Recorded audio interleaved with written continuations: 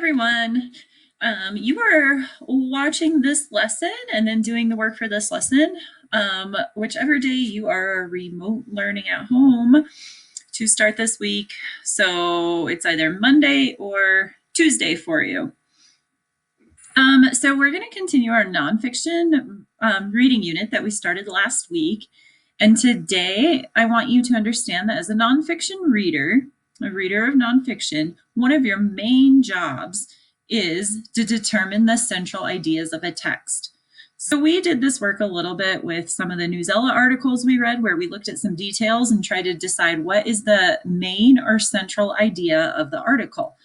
So I'm going to teach you that we do that also with these longer texts that we read. And you all checked out a book from me last week, and that's the nonfiction text that you're going to focus on. And then my mentor text, the one I'm reading parts from and we're practicing this work with, remember, is Fast Food Nation, that I started to read aloud some parts with you last week.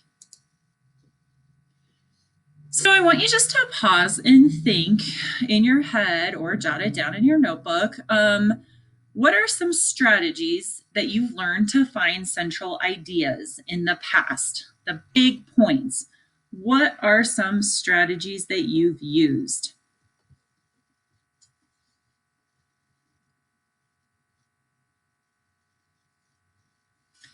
So as you were thinking about that together, you paused the video to think back to like elementary school or any other strategies you've used.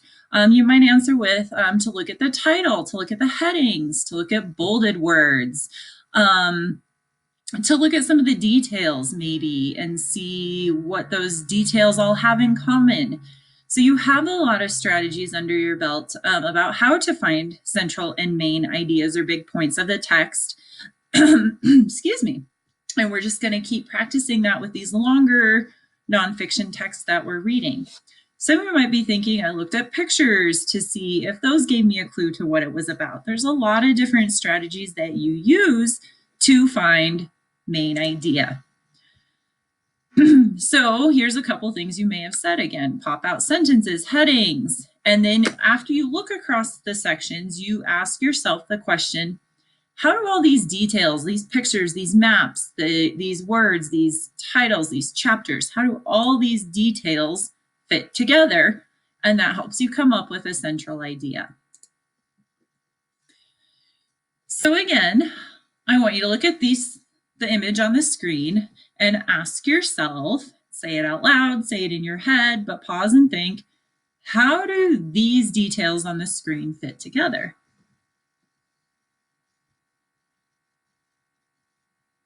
I'm guessing that most of you said, well, they're all silverware. Okay, and if you start thinking about it even more, I'm sure you can find other things they have in common or how they fit together. But at first glance, the first thing that popped in my head was, it's all silverware.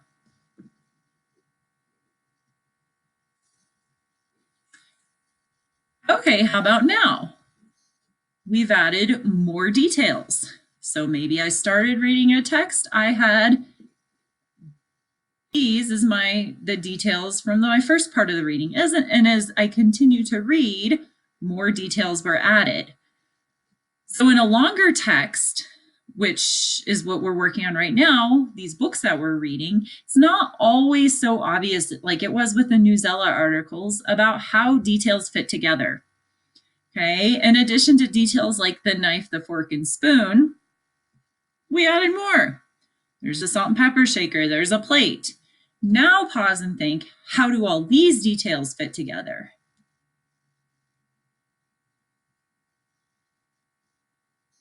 It's clear that it's not just all about silverware anymore, right? Maybe it's about things you use at a meal, at mealtime. Maybe it's about meals in general. But we've added more details that tell me it's more than just about silverware like we initially thought. Now let's look at this picture. How do these details fit together?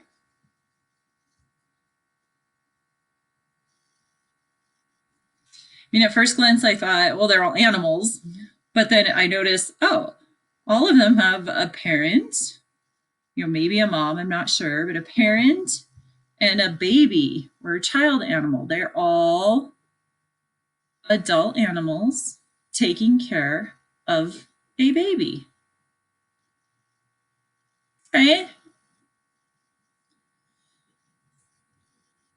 So this is our read aloud for today. Last week, we read a different part of Fast Food Nation and talked a lot about the underground place that was delivered fast food, the Cheyenne Mountain. So let's read today's read aloud. The nation's three major beverage manufacturers are now spending large sums to increase the amount of soda that American children consume. Coca-Cola, Pepsi, and Cadbury Schweppes, the maker of Dr. Pepper, control 90.3% of the US market, but have been hurt by declining sales in Asia. Americans already drink soda at an annual rate of about 56 gallons per person. That's nearly 612-ounce cans of soda per person a year. Coca-Cola has set itself the goal of raising consumption of its products in the United States by at least 25% a year. The adult market is stagnant. Selling more soda to kids has become one of the easiest ways to meet sales projections. Influencing elementary school students is very important to soft drink marketers. An article in the January 99 issue of Beverage Industry explained. Because children are still establishing their taste and habits. 8-year-olds are considered ideal customers for soda makers. They have about 65 years of purchasing in front of them. Entering the schools makes perfect sense, the trade journal concluded. The fast food chains also benefit enormously when children drink more soda. The chicken nuggets, hamburgers, and other main courses sold at fast food restaurants usually have the lowest profit margins. Soda has by far the highest. We at McDonald's are thankful, a top executive once told the New York Times, that people like drinks with their sandwiches. Today, McDonald's sells more Coca-Cola than anyone else in the world. The fast food chains purchase Coca-Cola syrup for about $4.25 a gallon. A medium Coke that sells for $1.29 contains roughly about 9 cents of syrup. So buying a large Coke for $1.49 instead, as the cute girl behind the counter always suggests, will add another 3 cents worth of profit to McDonald's. Okay, so this is another part a little bit later on in my book, Fast Food Nation. So, we started with the details about Cheyenne Mountain and about how the people there and Americans really like their fast food. But now this one's all about soda. This, gives me some more details to think about that might make me change my mind what this book is really about. So we want to ask ourselves some of these questions. What is the author trying to teach us in the reading we just did? And what is the central idea of that piece of reading we just read? So we want to look at the key details first. So look for, I like the number 3, find 3 key details and ask, how do these details fit together? Just like we did with the silverware and the animal pictures. Keep in mind that the thought-provoking parts of your text, but you also want to start developing ideas about what the text is actually teaching. So that's what we're working on today. So if we look at the next slides, and I'm going to show you how to set up your notebook in just a minute, you're going to write down 3 key details from the text we just read. So you'll have to go back to this slide, I believe it's slide 7.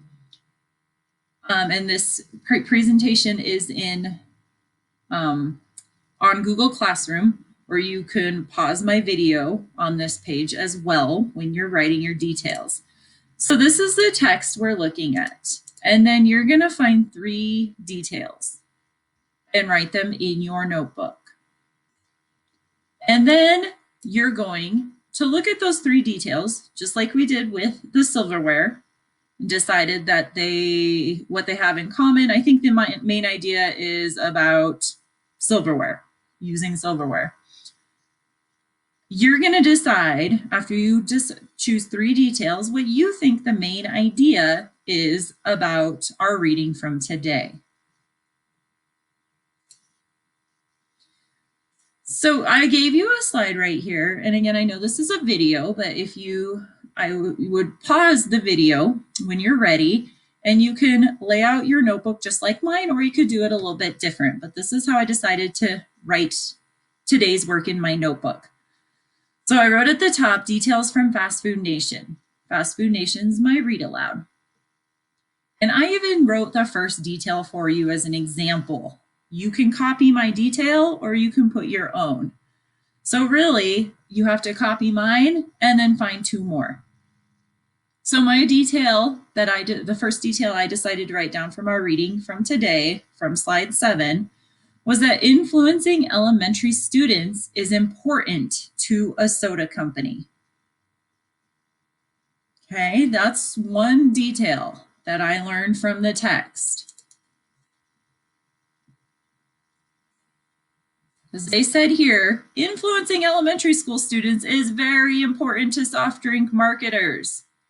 That's one detail I chose. Now it's your job to do just like I did and go find 2 more details from our reading from today. And then after you find those last 2 details, if you look at the bottom of my notebook page on the screen, you're going to look at those details, just like we did with the forks and the animal pictures, and say, I think the main idea is blank.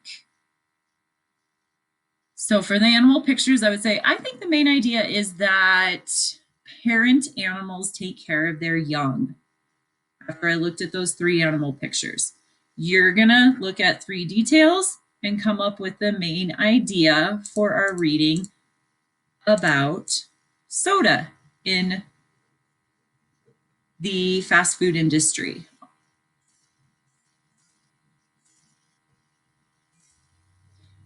Okay, and if you forgot, and again, these slides are on Google Classroom, so you could open them up and without rewatching the video. This video is also there. Your classwork by the end of the period is to have watched this video and then to write 3 details and 1 main idea in your notebook about our reading from today from Fast Food Nation. And then homework is to keep reading, okay? I checked out those books to you. Try to read 10 or 20 more pages for homework. And happy reading. Let me know if you have any questions about your work today. And I'm excited to talk to you about your books when you're back. Bye.